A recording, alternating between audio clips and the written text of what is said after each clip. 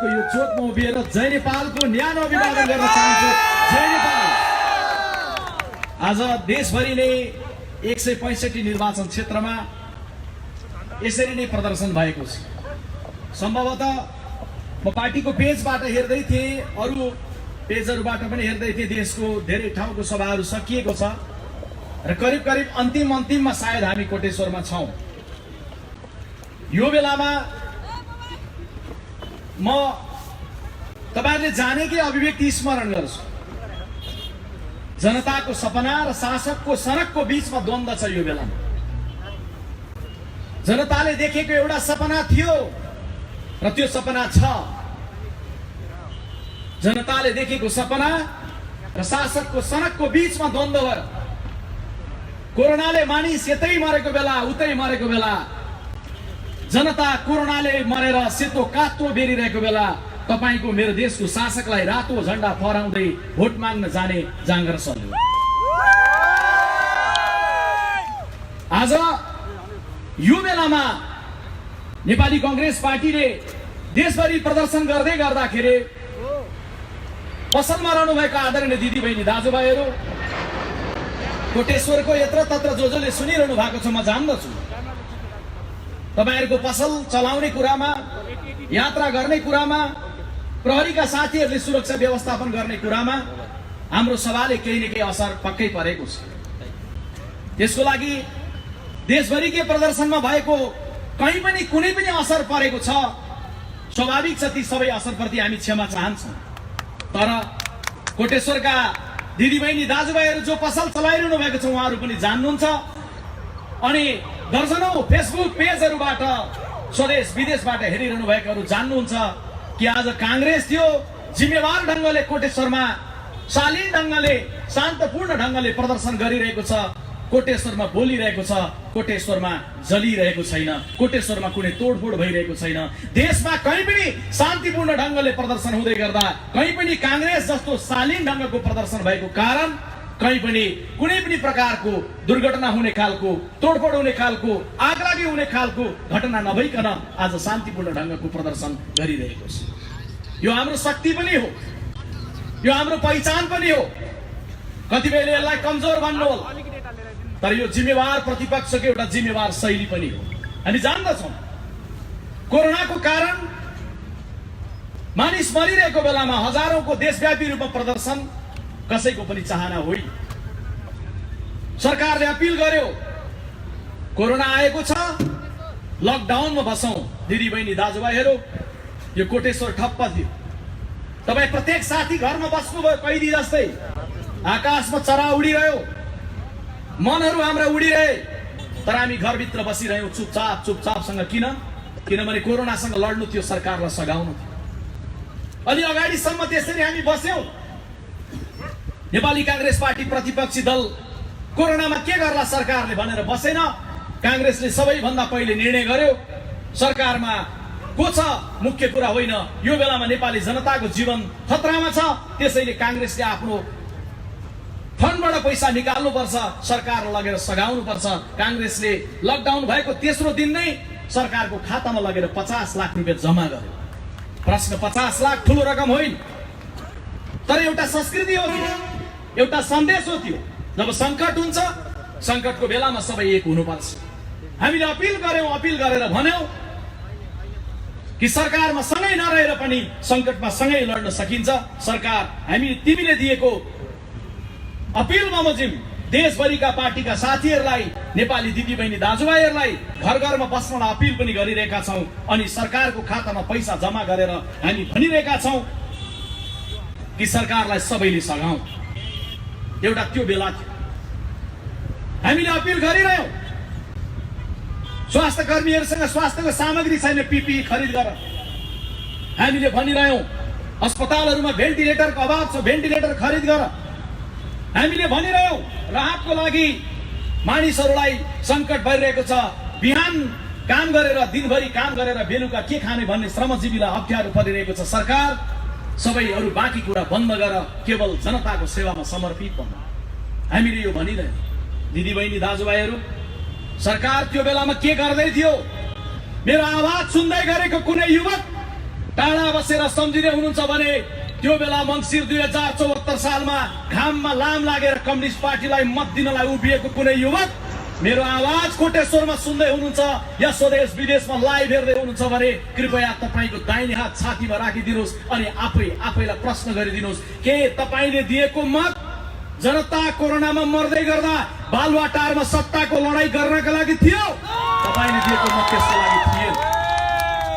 तर कमरेडहरूलाई जनताको बारेमा चिन्ता भएन, जनताको बारेमा चासो भएन अनि आज त्यो द्वन्द्व हुँदै आज कम्युनिस्ट पार्टी विभाजनको मोडमा पुग्यो।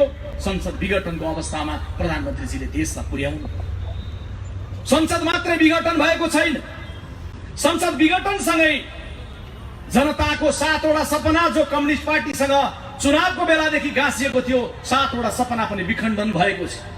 विखण्डन भएका एक वटा सपना म गनेर तपाईको समक्ष राख्छु नै, त्यसमा म पछि आउँछु। त्योभन्दा अगाडि म पहिला स्पष्ट पो छ कि कांग्रेस अलबलमा पो छ कि कांग्रेसको धारणा के हो भन्ने बारेमा पनि चासो छ, जिज्ञासा छ। पार्टीको प्रवक्ता भएको नाताले मैले यहाँको समारोहलाई पनि लाइभ हेरिरहनु भएका देशभरिका दिदीबहिनी दाजुभाइलाई पनि मैले प्रश्नाउनु पर्ने हुन्छ। मैले क्रमशः बताऊं, पुसको 5 गते संसद विघटन गरियो। किंचित एकै मिनेट पनि ढिलो नगरिकन तत्काल पार्टीको काठमाडौँ उपत्यकामा पार्टी छैन। 5 गते विघटनको लगत्तै त्यो धारणा बनाएर 6 गते नेपाली कांग्रेसले नै सर्वदलीय बैठक बोलायो। नेपाली कांग्रेसको केन्द्रीय कार्यालय नेपाल कम्युनिस्ट पार्टीका नेताहरूलाई पनि बोलायो। अलि अगाडिसम्म कांग्रेसका दिन गए भन्नेहरू, अलि अगाडिसम्म कांग्रेसलाई दिउँसै लाइट बालेर खोज्नुपर्छ भन्ने प्रचण्ड र माधव नेपालहरू पनि टाइम मिलाउँदै कांग्रेसको केन्द्रीय कार्यालयमा पुसको 6 गते पुग्नुभयो। कांग्रेसले सर्वदलीय बैठक चाहिँ बोलायो। त्यो बैठकबाट पनि कांग्रेसले निर्णय गर्यो, सर्वदलीय सहमतिका साथ सबैको साझा धारणा निर्माण गर्यो कि प्रतिनिधि सभाको विघटन सर्वसत्तावाद उन्मुख छ, असंवैधानिक छ, अलोकतान्त्रिक छ र त्यसलाई राजनीतिक ढंगले प्रतिवाद गर्न जरुरी छ। राजनीतिक दलले राजनीतिक ढंगले नै प्रतिवाद गर्छ। सर्वोच्च अदालतबाट आउने फैसला सर्वोच्च अदालतले गर्ने विषय कानुनी क्षेत्रकाले आफ्नो ढंगले जुझ्ने र लड्ने पाटो आफ्नो ठाउँमा छ। राजनीतिक दलले सडकबाट प्रतिरोध गर्छ, राजनीतिक दलले सार्वजनिक समारोह मार्फत प्रतिरोध गर्छ, राजनीतिक दलले आफ्नो धारणालाई प्रश्न राखेर प्रतिरोध गर्छ। र 5 गते पदाधिकारी निर्णय, 6 गते सर्वदलीय निर्णय पछाडि किंचित ढिलो नगरी 7 गते हामीले केन्द्रीय समितिको बैठक प्रारम्भ गर्यौं। देशभरिबाट आउनुभएका केन्द्रीय समितिका सदस्यहरूले बोल्ने क्रम चल्दै गर्दा नै 9 गते सभापति शेरबहादुर देउवाले प्रस्ताव गर्नुभयो र 13 गते आज संसद विघटन गरेको 1 हप्ता पुग्दै गर्दा आज हामी देशभरि हजारौंको संख्यामा, लाखौंको संख्यामा छौं। किनभने हामी जान्दछौं हाउ डेमोक्रेसी डाइज भन्ने पुस्तकमा लेख्ने लेखक द्वयले लेखेका छन् कि अब दुनियाँमा प्रजातन्त्रलाई खतरा सैनिक जनरलहरूको बन्दुकले होइन, जनताबाट निर्वाचित भएका प्रधानमन्त्रीबाटै, जनताबाट निर्वाचित भएका राष्ट्रपतिहरूबाटै छ। त्यसकारण यो खतरातर्फ सबै सजग हुनुपर्छ, सिङ्गो दुनियाँका लागि सजग बनाएर लेखेका छन् र नेपाली कांग्रेस पार्टी त्यो दिशामा सजग भएर आज देशव्यापी रूपमा प्रदर्शनमा छ। दिदीबहिनी दाजुभाइहरू, यहाँहरू जान्नुहुन्छ नेपाली कांग्रेस पार्टी प्रदर्शन गरिरहँदै गर्दाखेरि बडा संयमित पनि छ, गम्भीर पनि छ, जिम्मेवार ढंगले सोचिरहेको छ। कांग्रेसका पाकाहरूले मात्रै होइन, कांग्रेसका युवा बनिएका हामी पछिल्लो पुस्ताहरूले पनि अहिलेको बेलामा यो देशलाई एउटा मार्ग प्रशस्त गर्नका लागि अत्यन्त एकताबद्ध ढंगले, संयमित ढंगले, जिम्मेवार ढंगले, परिपक्व ढंगले सोच्नुपर्छ भन्ने कुरोमा हामी प्रष्ट छौं। किनभने नेपाली कांग्रेस पार्टी जेठो दल भएको नाताले जिम्मेवारीमा पनि जेठो हो। मैले बेला बेला बोल्दा भन्ने गरेको छु, जेठो सदैव जेठो हुन्छ। जन्मले पनि जेठो, सिद्धान्तले जेठो, जिम्मेवारीले जेठो, कर्मले जेठो, इतिहासले जेठो, आजको वर्तमानले जेठो, भविष्यको लागि जेठो। जेठो भएको नाताले अहिले मैले अपिल र आग्रह गर्नुपर्छ, जस्तै संकट मुलुकमा परोस्, नेपाली कांग्रेस पार्टीले त्यो संकटको बेलामा देशलाई ढाडस पनि दिन्छ। दिदीबहिनी दाजुभाइहरूलाई अपिल पनि गर्छ कि हामी छौं, कांग्रेस छ, कांग्रेस थियो, त्यसैले 7 सालको परिवर्तन भयो। कांग्रेस थियो, त्यसैले समावेशिताको राजनीति मुलुकमा प्रारम्भ भयो। कांग्रेस थियोहरूलाई पनि शान्ति प्रक्रियामा लिएर आयो। कांग्रेस थियो, त्यसैले अरू कमरेडहरूको नेतृत्वमा नबनेको संविधान कांग्रेसको नायकत्वमा बन्यो। कांग्रेस थियो, त्यसैले अरूको नेतृत्वमा नभएको निर्वाचन कांग्रेसको नेतृत्वमा भयो। त्यसैले आज पनि कांग्रेस जिउँदैछ, कांग्रेस छ, त्यसैले मुलुकले फेरि पनि बाटो प्राप्त गर्छ। यही भन्नलाई, यही अपिल गर्नका लागि आज हामी देशभरिको सभामा छौं। किनभने मैले बेला बेला बोल्ने वाक्य म दोहोर्याउँछु यहाँ आज पनि, जेठो सदैव जेठो हुन्छ। सत्ताको नेतृत्व गर्दा पनि जेठो, चुनाव जितेर ठुलो हुँदै गर्दा पनि जेठो नै हुन्छ।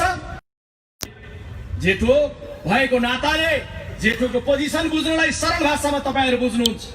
वैशाख 12 को भूकम्पले सिन्धुपाल्चोकको कुनै गाउँमा जेठो दाजुको घर भत्क्यो अनि जेठो दाजु टहरामा गएर बस्न थाल्यो भनेर काइला र अन्तरेहरू जेठो हुँदैनन्। जेठोको त्यही टिनको टहरामा बस्ने पनि जेठोको जिम्मेवारी। त्यसैले त्यही टहरामा बसेर सोचे जस्तो कांग्रेस आज यो बेलामा अपिल गर्दछ, दिदीबहिनी दाजुभाइहरू, अब भ्रमबाट मुक्त हुनुस्, भ्रमको सपनाबाट मुक्त हुनुस्। मैले बोल्दै गर्दा तथ्यका साथै बोल्दैछु। केही जरुरी छैन कम्युनिस्ट पार्टीलाई दुश्मन सोच्नु पर्ने। कम्युनिस्ट पार्टीलाई मत दिनेहरूलाई दुश्मन हामी सोच्दैनौँ। तपाईले हिजो मत दिँदै गर्दा दिनुभयो, एउटा सपना सोच्नुभयो, एउटा विश्वास सोच्नुभयो, एउटा भ्रममा रहनु। तर एमाले र माओवादीका युवाहरू हो, मेरो आवाज सुन्दै गर्दा तपाईले फर्केर सम्झेर हेर्नुहोस् त। एमाले र माओवादी नाम गरेको दुईटा दललाई एक बनाउँदै गर्दा के तपाईलाई सोधिएको थियो? थिएन। आज यो जे अवस्था आएको छ, यो अवस्था आउँछ भन्ने कुरो धेरै टाढाबाट दूरबीन लगाएर हेरेन होला, तर हामीलाई थाहा थियो कम्युनिस्ट पार्टीको नेतृत्वमा यो अवस्था आउँछ। रगत बगाएका माओवादी कार्यकर्तालाई सोधिएन कि संशोधनवादी भनिएको, बुर्जुवा शक्ति भनिएको, भाइ कांग्रेस भनिएको एमालेसँग मिल्ने कि नमिल्ने? रगत बगाएको माओवादी कार्यकर्तालाई सोधिएको थिएन। अनि गाउँमा बसेर मेहनत गरेर, दुःख गरेर, जनताको सेवा गरेर मत लिन्छौं कम्युनिस्ट पार्टीलाई भनेर एमाले बनाएर बचाएर बसेका एमालेका कार्यकर्तालाई सोधिएन कि कमरेड प्रचण्डको त्यो पार्टी जसलाई उग्र वामपन्थी गुरिल्लाहरूको पार्टी, उग्रवादीहरूको पार्टी बन्यो, यो पार्टीसँग मिल्ने कि नमिल्ने भनेर तिनलाई पनि सोधिएन। तपाईलाई नसोधिकन काठमाडौँको एउटा कुनामा बसेर बनाइएको थियो पार्टी। त्यो पार्टी बनाउँदै गर्दा कुनै सिद्धान्तको एकता थिएन, कुनै गहिरो विश्लेषण थिएन। जम्मा जम्मी दुई थान कमरेडरलाई आलो पालो प्रधानमन्त्री बन्नु थियो, केपी ओलीलाई, प्रचण्डलाई, अनि तपाईको कुनै सिद्धान्त दृष्टिकोण नराखिकन एकाएक एकता गरियो। त्यसबेला हामीले भनेका थियौं यो एउटा यस्तो मोटर बनाइदिन्छ जुन मोटरमा माओवादको पेट्रोल पनि हालिदैछ, बहुदलीय जनवादको डिजेल पनि हालिदैछ। डिजेल र पेट्रोल हालेर हिँडेको गाडी कोटेश्वरबाट गयो भने बानेश्वर नपुगिकन 3 गुणाको दुर्घटना हुन सक्छ हामीले भनेका थियौं। आज भएको थिए। त्यसैले यो जे हुनु थियो यो हुनु नै यही। त्यसैले दिदीबहिनी दाजुभाइहरू, यो बेलामा आउँदै गर्दाखेरि हामी तीनटा परिदृश्यमा जाउँ। म तपाईहरुलाई तीनटा परिदृश्य सम्झाउँछु। एउटा परिदृश्य करिब 15 वर्ष अगाडि, 62-63 साल भन्दा अलि थोरै अगाडि, यतै मान्छे मर्दै थियो, उतै मर्दै थियो। 7 समुद्र पारीबाट कसैले सोध्यो तिम्रो देशमा के सस्तो छ भन्दा मेरो देशमा पेट्रोल महँगो छ, डिजेल महँगो छ, चामल महँगो छ, मेरो देशमा मान्छेको जिन्दगी सस्तो छ, मान्छेको रगत सस्तो छ भन्ने दिन थियो। रगत बगिरहेको थियो माओवादी विद्रोहको कारण। अर्कोतिर शासन हातमा लिएर महाराज धिराज, तल रगत बगिरहेको झोलुङ्गे पुल माथि बसेर बाँसुरी बजाइरहेको दृश्य थियो यो देश। कांग्रेस थियो, सबलाई समन्वय गर्यो र एउटा निष्कर्षमा पुर्यायो। तर आज 15 वर्ष पछाडि त्यसबेला देखिएको सपना, 12 बुँदे समझदारी, 19 दिनको जनआन्दोलन, जनताले 70 वर्षको सपना पूरा गरेर बनाएको संविधान सभा, पहिलो संविधान सभाबाट नबनेर दोस्रो संविधान सभाबाट बनाइएको संविधान, अनि त्यस बीचमा घोषणा गरिएको गणतन्त्र, अनि संविधान निर्माण पछि गराइएको 3 तहको चुनाव, के हामीले देखेको सपना, हामीले राजनीतिक अध्याय पूरा गर्दै गर्दा सडकमा हिँड्दै गरेको युवकलाई भनेको होइन कि हे युवक आओ अन्तिम पटक संघर्षमा आओ, अब यो देशमा फेरि संघर्ष गर्नु पर्दैन हामीले भनेको होइन। तर त्यो बेला देखिएको सपना फेरि सडकमा आएर दुर्घटित हुँदै गर्दाखेरि आज रोमको महाराज निरो होइन, झोलुङ्गे पुलमाथि बसेर बाँसुरी बजाउने ज्ञानेन्द्र निरो होइन। आज म हेरिरहेको छु कमरेड केपी ओलीलाई त्यो बेलाको हिरोइजमदेखि लिएर आजको निरोइजमसम्म एकैचोटि हेरिरहेको छु। कमरेड केपी त्यो बेलाको त्यो कथाहरूलाई बिर्सिए कमरेड। 15 वर्ष अगाडिको कुरा छोडौं, केवल 3 वर्ष अगाडिको कुरा गरौं। जो कांग्रेस हुनुहुन्न नि दिदी बहिनी दाजुभाइहरू पर हुनुहुन्छ, जसले सुन्दै हुनुहुन्छ नि, म तपाईहरुलाई अपिल गर्छु, 3 वर्ष अगाडि सम्झिनुस् त। मंसिरको महिनामा बिहानै उठ्दै गर्दा के सपना देख्दै मतदान केन्द्र जानु भएको थियो? अघिल्लो दिन राति सुत्नु अगाडि घर परिवार बच्चा बच्ची छोरा छोरी बाबुआमा बसेर भोट दिँदै गर्दा के दिने भनेर दिनु भएको थियो? यो देश कसैले बनाए? कम्युनिस्ट पार्टीले बनाउँछ। यो देशमा कोहीले केही गरेन, कसैले केही गर्छ। कमरेड केपी ओलीले गर्नुहुन्छ। चुनावको बेलाको त्यो सपनाहरू सम्झिनुस् अनि यो 3 वर्षको समीक्षा गर्नुस्। यो 3 वर्षको समीक्षा गर्दै गर्दा तपाई के पाउनुहुन्छ? हामीले त त्यस बेला भनेका थियौं कि हामीले कांग्रेसले 46 सालको परिवर्तनपछि गाउँहरूमा बाटो पुर्याएका छौं। दिदी बहिनी दाजुभाइहरू, त्यो बाटोहरू कालोपत्रे गर्न बाँकी छ। हामीले दाता दिदी बहिनी दाजुभाइहरू, तपाईहरु सुन्दै हुनुहुन्छ भने सम्झिनुहोस्, तपाईलाई त्यो सपना जस्तो लाग्यो। कांग्रेस त गोरेटोला कालोपत्रे बनाउने मात्रै भन्छ। तपाईलाई त्यो सपना जस्तो लागेन। तपाईलाई लाग्यो सपना त चुच्चो भएको रेल कमरेड केपी ओलीले ल्याउँछु भन्नुभएको छ, त्यो सपना हो भन्ने लाग्यो। अनि तपाई बिहानै बिउजिनु भयो, रेल सम्झिँदै गएर ड्याम भोट हाल्नुभयो। आज तपाईको रेलको सपना दुर्घटित भएको छ। हामीले त त्यसबेला भन्यौ 46 सालको परिवर्तन अगाडि यो देशमा 40% मान्छेको आँगनमा पानी पुगेको थियो। कांग्रेसले नेतृत्व गरेको यो 20-25 वर्षको कालखण्डमा कहिले कांग्रेसको नीतिले, कहिले कम्युनिस्ट आए पनि कांग्रेसको नीति, कहिले कांग्रेसको नेतृत्वले 80-85% मान्छेको घरको आँगनमा पानीको धारा पुग्यो। 15-16-17% मान्छेको घरमा पानीको धारा पुग्न बाँकी छ। आदरणीय दिदी बहिनी दाजुभाइहरू, रुख चिन्हमा मतदान गर्नुहोस्, कांग्रेसलाई विजय बनाउनुहोस्। हामी पानीको धारा खडा गर्छौं। तपाईलाई त्यो सपना जस्तो लागेन? तपाईलाई लाग्यो पानीको धारा के सपना? पानी त पानी, हिन्द महासागरको पानीमाथि जहाजमाथि झण्डा फहराउने सपना जस्तो लाग्यो। दिदी बहिनी दाजुभाइहरू, आज यहाँ उभिएर गणेशमान सिंहलाई सम्झिन्छौँ हामी। गणेशमान सिंहले जस्तो गरेर जनताको आलोचना गर्ने हैसियत हामी राख्दैनौं कि 7 सालमा पनि नेपाली जनता थपडी बनाउँछ, 17 सालमा पनि थपडी बनाउँछ।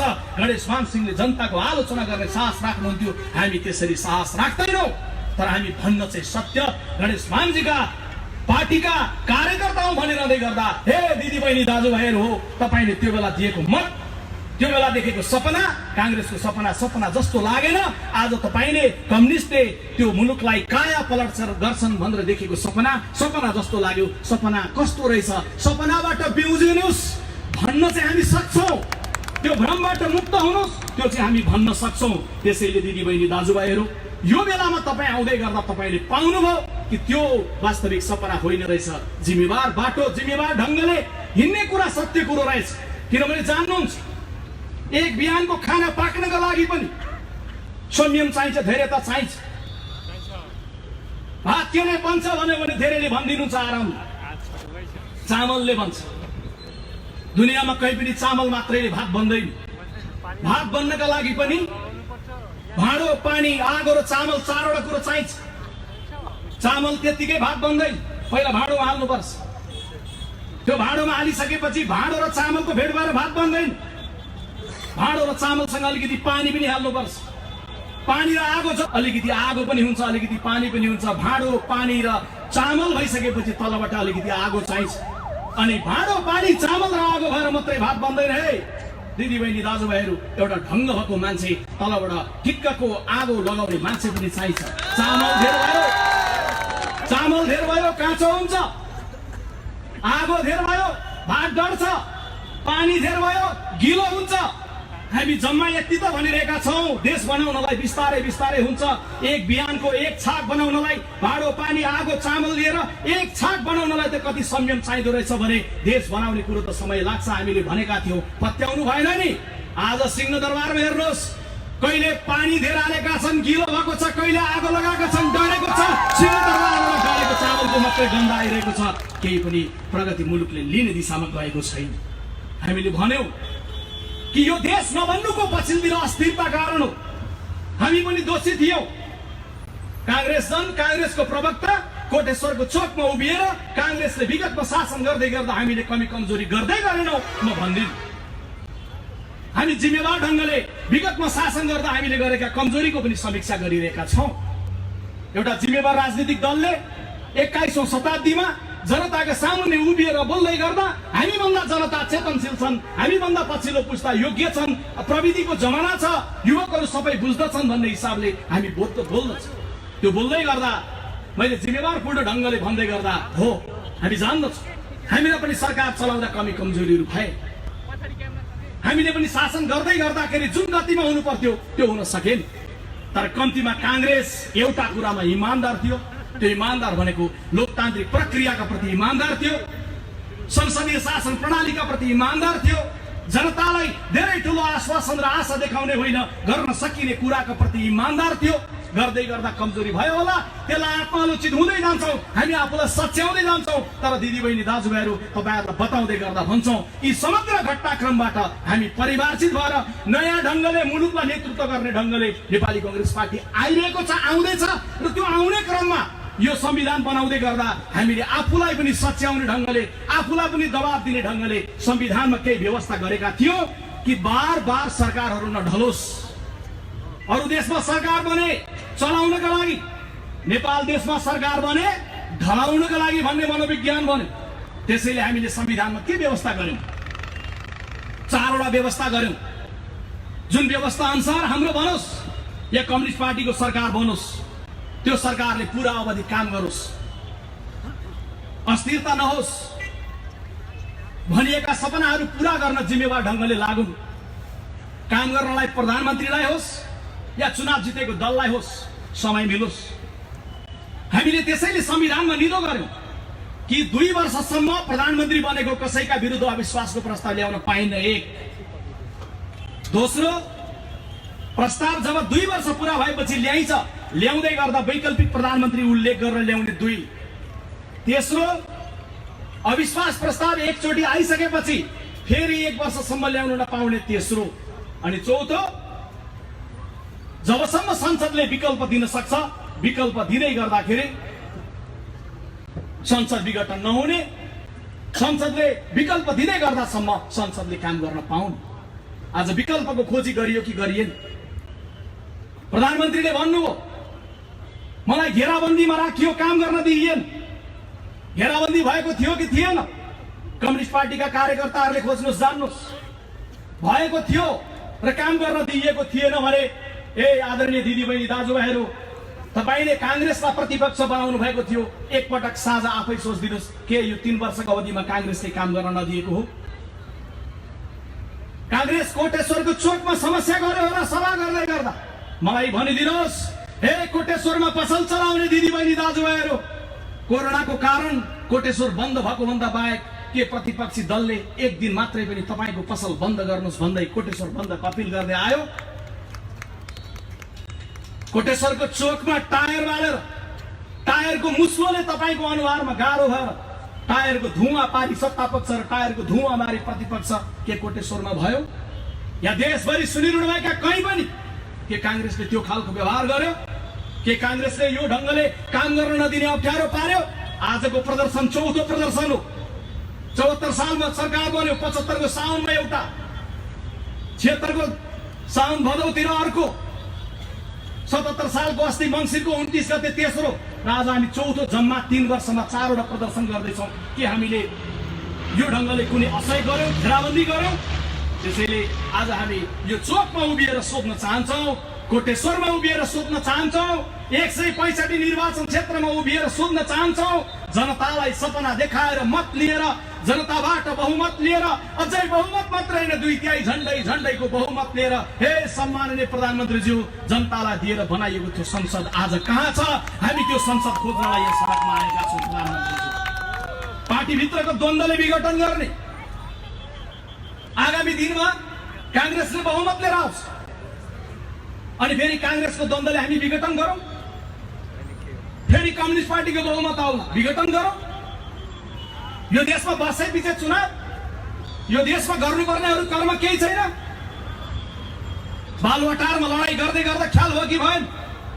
खाडीको मुलुकमा 50 डिग्री सेल्सियसमा कसरी युवकहरू काम गरेर बसिरहेका छन्, सम्झना भयो कि भएन? त्यसैले यो बेलामा कसैलाई लाग्ला कि कमरेड केपी ओलीले घेराबन्दीमा परेर संसद विघटन गरे भन्दै गर्दा कमरेड केपी ओली पहिलो दोषी, कमरेड केपी ओली दोस्रो दोषी, कमरेड केपी ओली तेस्रो दोषी होइन। कमरेड केपी ओली सबैभन्दा महान दोषी, मुख्य दोषी। यो देशको शासन सत्ता चलाएर कमरेड केपी ओली होइन बोलीका रूपमा मात्रै परिचय बनाउनु भयो, बोल्न मात्रै जान्नुभयो। जान्दछु म पनि झापाको भएको नाताले विश्वप्रकाश शर्मा पनि झापाकै मान्छे हो। झापाको कुन गाउँमा उखानको बोट कहाँनिर छ भन्ने कुरो मैले पनि जानौला, तर बोलेर मात्रै हुँदैन। प्रधानमन्त्रीजी केवल बोलीका रूपमा प्रस्तुत हुनुभयो। तर आज यो जे दुर्घटना भएको छ, यो दुर्घटनाको पहिलो दोषी कमरेड केपी ओली हो। यसको दोस्रो दोषी कमरेड पुष्पकमल दाहाल उर्फ प्रचण्ड हो र तेस्रो दोषी भनेको यही क्षेत्रबाट निर्वाचित भएका कमरेड माधव नेपाल हो। उहाँहरू कसैले पनि दोषबाट मुक्ति भन्ने कुरालाई नसोच्नलाई म अपिल र आग्रह गर्न चाहन्छु। छुट्याएर नहेर्नु होला, कसैलाई भ्रम नरहोस्। कांग्रेस ओलीसँग उभिनेछ, प्रचण्ड माधव नेपाललाई बाई गर्नेछ। कसैलाई भ्रम नरहोस्, कांग्रेस प्रचण्ड माधवसँग एक ढङ्गले सडकमा जानेछ, ओलीसँग दूरी हुनेछ। हामी न ओलीसँग नजिक छौँ त नेपाली जनतासँग नजिक छौँ, कांग्रेसको झण्डासँग नजिक छौँ, कांग्रेसको सिद्धान्तसँग नजिक छौँ। त्यसैले हामी जान्दछौँ कि अहिले यो बेलामा स्मरण गराउनु पर्छ, हे कमरेडहरू, कांग्रेसले त पहिले भनेको थियो वैशाख 17 गते 2076 सालमा निर्णय 77 सालमा निर्णय गरेर आजभन्दा 9 महिना अगाडि हामीले निर्णय गर्न भनेका थियौँ। 8-9 महिना अगाडि वैशाख 17 गते तब स्वास्थ्य सामग्रीमा सम्म भ्रष्टाचार भयो। हामीले निर्णय गरेर भन्यौँ कि कमरेड केपी ओलीको सरकारले शासन गर्ने नैतिक र राजनैतिक आधार गुमाइसकेको छ। तपाईलाई लाग्ला कांग्रेसले भन्यो तर हटाएन किन? आउने घडी थिएन। कांग्रेसले जिम्मेवार ढङ्गले यो मात्रै भन्न सक्थ्यो कि केपी ओलीसँग शासन गर्ने राजनीतिक र नैतिक आधार छैन। त्यो छैन भनिसके पछाडि विकल्प खोज्नुपर्ने कर्तव्य नेपाल कम्युनिस्ट पार्टीका नेताहरूको थियो। म सम्झिन्छु कमरेड माधव नेपालले संसदमा गुनगुनाउनु भएको, मेरो देश डुब्न लाग्यो, कोही माझी बचाइदेऊ। कमरेड माधव नेपाल, तपाईले मैले बोल्दै गरेको आवाज तपाईको घरसम्म पुग्दैछ भने पुगेकै क्षणमा गुनगुनाइदिनु होला। फेरि पुगेको छैन भने मिडिया पढेर फेसबुक लाइभ हेरेर सम्झिदिनु होला के तपाईले भन्नुभएको होइन। संसदमा उभिएर बोल्दै गर्दा 1.5 वर्ष अगाडि मेरो देश डुब्न लाग्यो, कोही माझी बचाइदेऊ, अनि 1.5 वर्षसम्म डुब्न लागेको दिन गन्दै गन्दै अहिले डुबिसक्यो। तपाईको सरकारले डुबाउनतिर लाग्यो अनि बल्ल हामी यहाँ छौँ भनेर रत्तबाको सडकमा आइपुग्नु तपाईँ। त्यसैले दोष माधव नेपालजीले दोष लिनुहुन्न भन्ने कुरो बिल्कुलै होइन। त्यसैले मैले दोषीको बारेमा भने, पहिलो दोषी कमरेड केपी ओली, दोस्रो दोषी कमरेड प्रचण्ड, तेस्रो दोषी कमरेड माधव नेपाल। अनि यसो भन्दै गर्दा चौथोमा वरियतामा राख्दा सायद गलत होला, तर पनि चौथो नम्बरमा सही सम्झिँदै गर्दा मैले सम्झिन भने अन्याय गर्यो भन्नु होला। सम्माननीय राष्ट्रपति विद्यादेवी भण्डारीले शीतल निवासमा बसेर यो देशको राष्ट्रपति कस्तो बन्नुपर्छ मिडियाका साथीहरू मार्फत म सम्माननीय राष्ट्रपतिजीलाई धेरै आलोचना नगरिकन तपाईले यो गर्नु पर्थ्यो, तपाईले त्यो गर्नु पर्थ्यो, धेरै व्याख्या नगरिकन केवल यति मात्रै आग्रह गर्न चाहन्छु, कांग्रेसको प्रवक्ताले पठाएको सन्देश शीतल निवासमा भनिदिनु होला। यो देशमा राष्ट्रपति उहाँ दोस्रो नम्बरमा बन्नु भएको हो, पहिलो नम्बरमा डाक्टर रामवरण यादव राष्ट्रपति बन्नु भएको हो। यही ललितपुरको बागडोलमा बस्नुहुन्छ सम्माननीय राष्ट्रपति विद्यादेवी भण्डारीजी हो। यो देशको संवैधानिक राष्ट्रपति भएर कस्तो काम गर्नुपर्छ भन्ने कुरा ज्ञान लिनका लागि डाक्टर रामवरण यादवसँग ट्युसन पढ्ने काम गर्नु हो। उहाँसँग ट्युसन पढ्यो भने थाहा हुन्छ राष्ट्रपतिले प्रतिकूलतामा के गर्नुपर्छ। डाक्टर रामवरण यादवले राजनीतिक नेताहरू भेट्नु भएन होइन, संविधान बनाउने बेलामा दलहरूको झगडा भएपछि भेट्नु। अहिले यो समारोहमा सोध्ने बेला भएको छैन, चुनावमा अझै हामीले धेरै फाइलहरू खोलेर सोध्न बाँकी नै छ। प्याक्ट गर्दाखेरि चुनावमा ग्यास आउँछ, कहाँ पुग्यो पाए, अहिले सोध्ने बेला भएको छैन, चुनावको बेलामा फाइलहरू खोल्न बाँकी नै छ। तर यति मात्रै चाहिँ भनिरहन्छु दिदी बहिनी दाजुभाइहरू, कमरेड केपी ओली कम्युनिस्ट नेता भए पनि मेरो पनि नेता हो। कुन अर्थमा? मेरो देशको प्रधानमन्त्री भएको अर्थमा। मेरो पार्टीको नेता होइन होला, तर मेरो देशको प्रधानमन्त्री, तपाईको देशको प्रधानमन्त्री, हामी सबैको प्रधानमन्त्री त प्रधानमन्त्री हो। हाम्रो देशको प्रधानमन्त्रीलाई के काम गर्ने अनुकूल वातावरण थिएन? सम्झेर हेर्नुहोस्, गिरिजा प्रसाद कोइरालाले कस्तो प्रतिकूलतामा गणतन्त्रको नेतृत्व गर्नु। यतातर्फ माओवादी लडाको क्यान्टोनमेन्टमा, अर्कातर्फ शाही सेना श्रीपेश लगाएर बसेका दरबार त्यस्तो बेलामा संविधान सभाको चुनाव गराएर त्यो ज्वालामुखीको बाटोबाट गणतन्त्र घोषणामा पुर्याउँदै गर्दा गिरिजा प्रसाद कोइरालालाई जुन गाह्रो थियो, के कमरेड केपी ओलीलाई त्यो गाह्रो थियो? थिएन।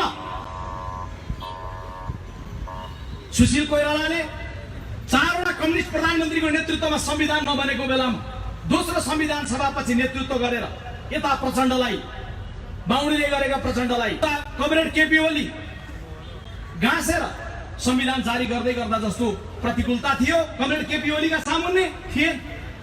संविधान बनेपछि कतै मैनबत्ती बल्यो, संविधान बनेपछि कतै टायर बल्यो, मधेसमा आगो लाग्यो, मधेसमा विद्रोह भयो, 50 जति मानिसहरूको मृत्यु भयो। कमरेड केपी ओली 70 को मलेटमा भाषण गर्न जाँदा यस्तै सभा सकिएपछि 4 जना युवकहरू गोली लागेर मर्नुपर्ने अवस्था आयो। त्यो मधेसमा आगो लागेको बेलामा शेरबहादुर देउवाले मुलुकको प्रधानमन्त्री भएर मधेस र पहाड सबैलाई समन्वय गराएर 3 तहको चुनाव गराए जस्तो के कमरेड केपी ओलीका सामुन्ने त्यो प्रकारको उकालो, त्यो प्रकारको अप्ठ्यारो थियो? थिएन। उहाँका सामुन्ने हाइवेमा आएको थियो मुलुक, शान्ति भएको, संविधान बनेको, 3 तहको चुनाव भएको, वडासम्म वडा सरकारहरू बनेको, योभन्दा सुन्दर इतिहासको दिन आदरणीय दिदीबहिनी दाजुभाइ के हुन सक्थ्यो होला? यस्तो अवसर कसले पायो होला? त्यसैले एमाले र माओवादीको युवक टाढा रहेकाले फेरि पनि सम्झिदिनुहोस् त। विश्वप्रकाश काङ्ग्रेसको प्रवक्ता हो, काङ्ग्रेसको कुरा गर्दैछ, नसोच्नुहोस्। यो कुरा काङ्ग्रेसको कुरा होइन, यो कुरा देशको कुरा हो। देशले एउटा बाटो पाएको थियो, तर के गरिदिनु, कुन अवस्थामा पुर्याइदिनु? त्यसैले समृद्धिको सपना त्यो ढङ्गले उहाँले दुर्घटनामा पुर्याउनु। उहाँले भन्नुभएको थियो दोस्रो सपना खण्डित कुन हो? राष्ट्रियता बलियो हुनेछ। काङ्ग्रेसको पालामा राष्ट्रियता कमजोर, तर काङ्ग्रेसले संसदमा उभिएर लिपुलेक, लिम्पियाधुरा, काला पानी सहितको नक्सा पारित गर्न काङ्ग्रेस उभिएको होइन। आज कहाँ गयो त्यो नक्सा? कहाँ थन्काइएको छ नक्सा? हुम्लामा सीमा मिचिँदै गर्दा कहाँ हुनुहुन्छ कमरेडहरू? किन मौन हुनुहुन्छ? किन अनेक देशका दूतावासका राजदूतहरू नेपाल कम्युनिस्ट पार्टीका नेताहरूको घर घरमा चारिरहेका छन्? यो कस्तो राष्ट्रियता हो? यो कस्तो राष्ट्रवाद हो? के राष्ट्रियता बलियो भएको अवस्था हो? परिचित अपरिचित अनुहारहरू किन रातारात काठमाडौँको एयरपोर्टमा उत्रिन्छन्? किन रातारात प्रधानमन्त्रीको निवासमा प्रकट हुन्छन्? किन काने खुसीहरू हुन्छ? के यो देशको राष्ट्रियता जनताको हृदयबाट होइन, त्यो प्रकारको मनोविज्ञानबाट बन्ने के यो राष्ट्रियतालाई बलियो बनाइएको अवस्था हो? तेस्रो सपना राष्ट्रियतापछि भङ्ग भएको बजार भाउ छ। पसलमा बेच्न बस्नु भएको आदरणीय दाइले या दिदीले बेच्दै गर्दा किन्दै गरेकोले भन्छ कति महँगो बेच्नु भएको। बेच्नेलाई थाहा छ कि यो सामानको भाउ कहाँबाट बढेर आएको छ, किन्नेलाई पनि थाहा छ। मोटाले आज किन्न जाँदा त छैन। प्रधानमन्त्रीको भाषण सम्झियो संसदमा भने प्रधानमन्त्रीले भनिदिनु भयो। एक दिन हाम्रो एकजना सांसदले सोध्नुभयो, सम्माननीय प्रधानमन्त्रीज्यू, चुनावको बेला भन्नुहुन्थ्यो म प्रधानमन्त्री भए भने बजार भाउ ओह्रालो लाग्छ भन्नुभएको थियो। आज बजार भाउ कहाँ पुग्यो थाहा छ? प्रधानमन्त्रीले जवाब दिँदा भन्नु, म सानो छँदा सुकामाना घिउ पाउँथ्यो, 90 रुपियाँ तोला सुन पाउँथ्यो, त्यो खोजेर त हुँदैन नि कमरेड भन्नु। के यही जवाब सुन्नका लागि तपाईँले बजार भाउ घट्छ भनेर भोट दिनुभएको थियो? तपाईँको सपना त्यहाँ हो। चौथो खण्डित भएको सपना भ्रष्टाचारको बारेमा कमरेड केपी ओलीले भन्नुभयो, मिठो बोल्नुभयो। भ्रष्टाचारीको अनुहार हेर्दिनु, अङ्कमाल गरिरहँदै गर्दा अनुहार हेर्नै पर्दैन भन्ने कुरा हामीले पछि मात्रै थाहा पायौँ। जब अङ्कमाल गरिएको हुन्छ अनुहार त देखिँदैन, अर्कोपट्टि पुगिसकेको हुन्छ। कसरी अङ्कमाल गर्नु हामी जान्दथ्यौँ। उहाँको नारा थियो भ्रष्टाचारको अन्त गरेर समृद्ध नेपाल, सुखी नेपाली। आज भ्रष्टाचारको अग्लो पहाडमा उभिएर देखिएको छ के त्यही हो समृद्ध नेपाल? त्यो पहाडबाट सुनिँदैछ, त्यो पहाडबाट देखिँदैछ व्हाइट बडीको भ्रष्टाचारको फाइल बन्द गर्ने षड्यन्त्र। के यो समृद्ध नेपाल? यही हो सुखी नेपाल? 70 करोडको टेलिफोन सुनियो प्रिन्टिङ प्रेस खरिदमा। के त्यही हो समृद्ध नेपाल? बालवाटारको जग्गा प्रकरण ओम्नीको प्रकरण हुँदा हुँदा आदरणीय दिदीबहिनी दाजुभाइहरू, तपाईलाई मलाई हामीलाई घरभित्र राखेर कोरोनाको बेलामा लकडाउनमा हामी बन्द भएर बसेको बेला हाम्रा लागि स्वास्थ्य सामग्री ल्याउँदैछन् भनेर भनेको लिएर आओ भनेको ल्याउन त ल्याए, कमसल ल्याए, हुँदा हुँदा स्वास्थ्य सामग्रीसम्म भ्रष्टाचार। यो समृद्ध नेपाल सुखी नेपालीको चित्र कात्रोमा पनि भ्रष्टाचार। त्यसैले तपाईले भन्दै गर्दाखेरि तपाईले देखेको यो चौथो सपना पनि भङ्ग भयो कम्युनिस्ट पार्टीको सरकारको बेलामा। पाँचौं सपना जनताको जीवनको रक्षा हुन्छ कम्युनिस्ट पार्टीको सरकार हुन्छ। महिला उपर हिंसा बढ्यो, बालिकाहरूको माथि बलात्कार बढ्यो। कति झोक चल्यो होला ती आमाहरूलाई, हामी छोरीका बाबुहरूलाई, जब प्रधानमन्त्रीजीको मन्त्रीले भन्नुभयो, मन्त्रालयमा कति पत्रकार मित्रहरू सम्झिदिनुस्, बालिकाहरूमाथि बलात्कार बढ्यो नि गृहमन्त्रीजी, महिलाहरूमाथि हिंसा बढ्यो नि गृहमन्त्रीजी। उहाँले यसो टोपी मिलाउँदै भन्नुभयो, अमेरिकामा पनि यस्तै हुन्छ, विकसित मुलुकमा पनि यस्तै हुन्छ। के यही दिन देख्नका लागि कम्युनिस्ट पार्टीलाई मत दिनु भएको थियो? आमाहरू, दिदीबहिनीहरू, यो मुद्दा आमाहरूको मात्रै दिदीबहिनीको मात्रै होइन। एउटा बालिका माथिको प्रकरण हुँदै गर्दा हामी प्रत्येक माथिको मुद्दा आज भनिदिने अनुकूल अवस्था भएको बेलामा मैले राज्यले कठोर ढङ्गले नियन्त्रण गर्छ भनिदिने छोडेर भनिदिने कि पहिला पनि यस्तै हुन्थ्यो, अमेरिका पनि यस्तै हुन्छ। म जान्दछु, कोटेश झन्डै 15 वर्ष अगाडि यही चोकबाट सिधा पश्चिम जानुस्, करिब 300-350 मिटरमा उत्तरपट्टि हेर्नुस्, विवेक लुइटेल नाम गरेको एउटा सानो बालकको घर छ। आमा हुनुहुन्छ, बाबा हुनुहुन्छ, दिदीबहिनीहरू छन्, परिवारका सदस्य हुनुहुन्छ, विवेक लुइटेल छैन। केवल 7 वर्षको बालक विवेक लुइटेल, यही कोटेश्वरको विवेक लुइटेललाई कुनै बेला अपहरणकारीले अपहरण गरे, चक्लेट दिन्छु भनेर लगे, पुलमुनि बोरामुनि उनको लास भेटियो। हिजो एउटा कालखण्ड त्यस्तो थियो कि अब यो देशमा शान्ति भएर संविधान बनेर एउटा बहुमतको सरकार बनिसकेर फेरि पनि त्यस्तै दृश्य हुने हो भने कम्युनिस्ट पार्टीले भोट लिएको चाहिँ के का लागि थियो? कमरेड केपी ओलीलाई आशा गरिएको के को लागि? त्यसैले जीवनको त्यो विवरण हेर्दै गर्दा त्यसरी मात्रै होइन, यतै बलात्कार, यतै मारिएको, उतै मारिएको मात्रै होइन। कोरोनाको बेलामा के हो? तपाईँ हामीले कर तिरेका थिएनौँ र?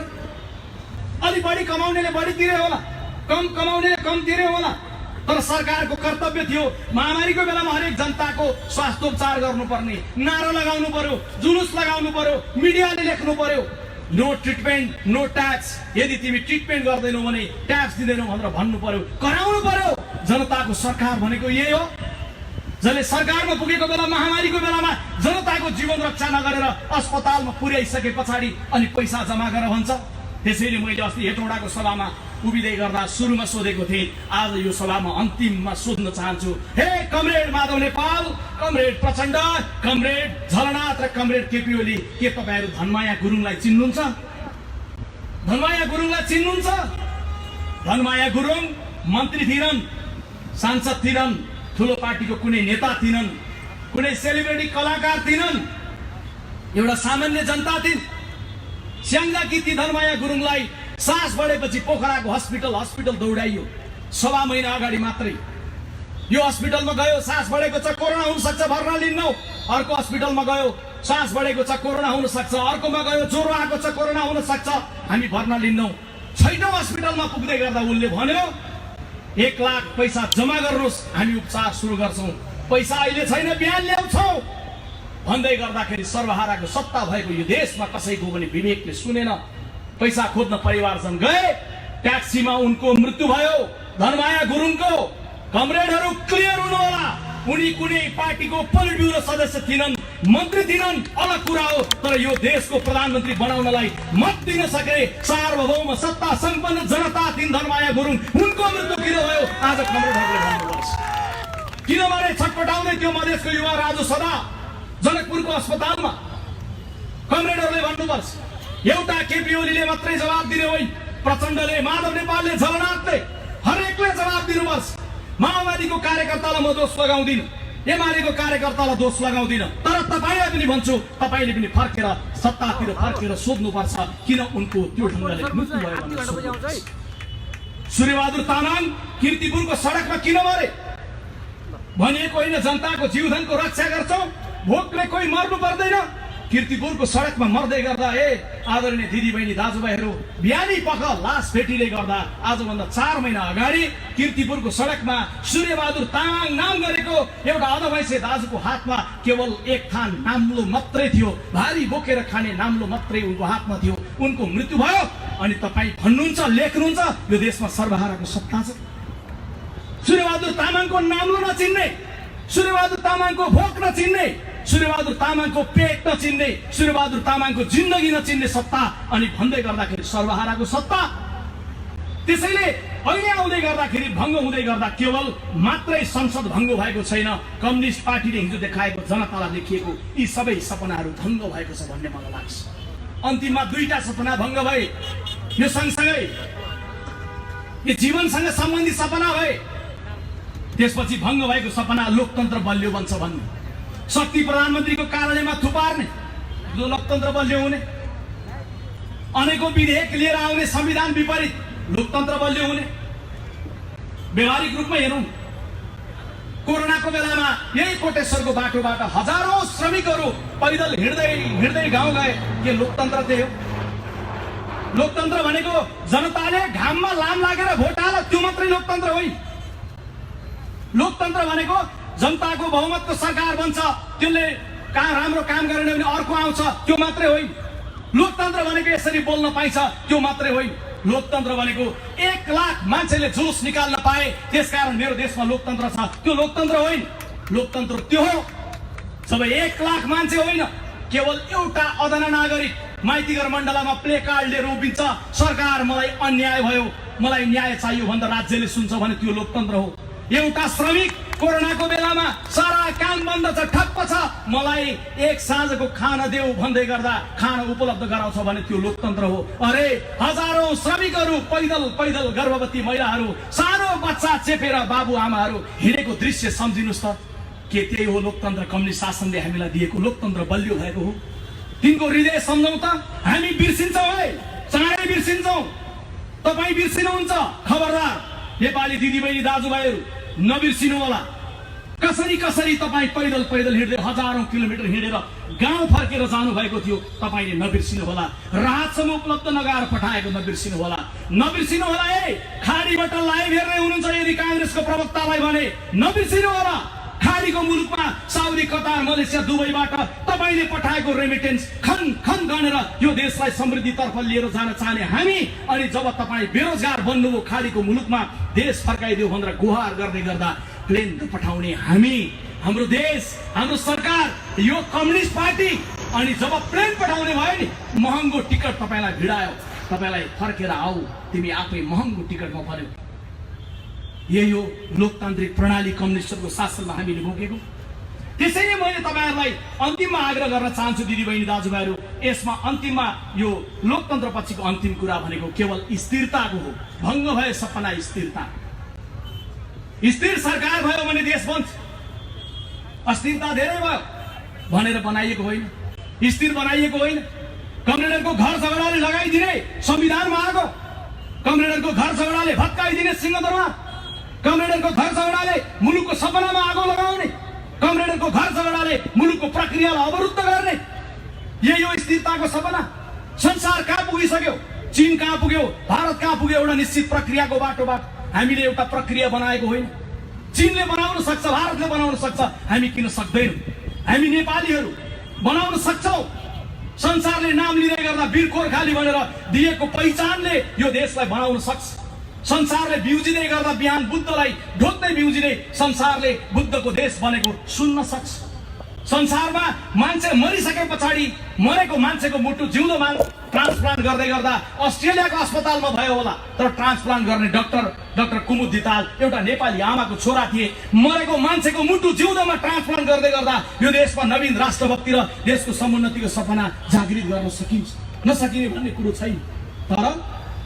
तर स्थिर सरकारलाई भङ्ग गरेर अनि कमरेडहरू सपनाको एउटा नयाँ यात्रा पूरा गर्दै हुनुहुन्छ। त्यसैले आज पार्टी प्रवेशको यहाँ कार्यक्रम राखिएन। मलाई उपेन्द्रजीले भन्दै हुनु, क्षेत्रका सभापति उपेन्द्र कार्कीजीले 100 बढी युवाहरू पार्टी प्रवेश गर्ने भन्दैछन्। कहिले गर्ने? उचित समयमा गर्नुहोस्, आज विरोध प्रदर्शन मात्रै गर्नु।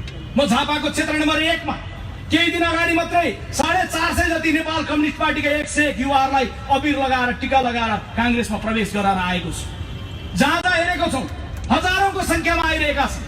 त्यसैले म अपिल र आग्रह गर्न चाहन्छु यो विरोध सभा मार्फत जहाँ जहाँ हुनुहुन्छ एकपटक छातीमा हात राख्नुहोस्, अन्तरात्मालाई सम्झिनुहोस्। भगवानलाई मान्नुहुन्छ भने भगवानलाई सम्झिनुहोस्, मान्नुहुन्न भने कमरेड कार्ल मार्क्सलाई पनि सम्झिनुहोस्। कोरोनाको महामारी भइरहेको बेलामा एउटा स्थिर सरकारलाई अस्थिर बनाएर संसदलाई विघटन गरेर जुन नाटक प्रस्तुत गरिरहेका छन्, यो नाटक प्रस्तुत गरिरहेको बेला म त पहिले पनि मुठी बटार्थे, पहिले पनि लाल सलाम भन्थे, पहिले पनि कमरेड थिए, म त मरुन्जेलसम्म यहीसँग बसिरहन्छु भन्ने कुरालाई छोडिदिनुहोस्। एउटा सपनाबाट मुक्त हुनुहोस्, भ्रमबाट मुक्त हुनुहोस्। कम्युनिस्ट पार्टीको बाटोबाट यो देशले समुन्नति प्राप्त गर्दैन। स्वाधीनतादेखि शान्तिसम्म नेतृत्व गर्न आउने कांग्रेसले नै फेरि पनि यो मुलुकलाई सही बाटो दिने हो। त्यसैले नेपाली कांग्रेस पार्टीको तर्फबाट आज देशभरि विरोध सभामा जाँदै गर्दा गलत भएको छ। यो गल्तीको विरुद्ध सबै संगठित हौ, अपिल र आग्रह हामी गरिरहेका छौं।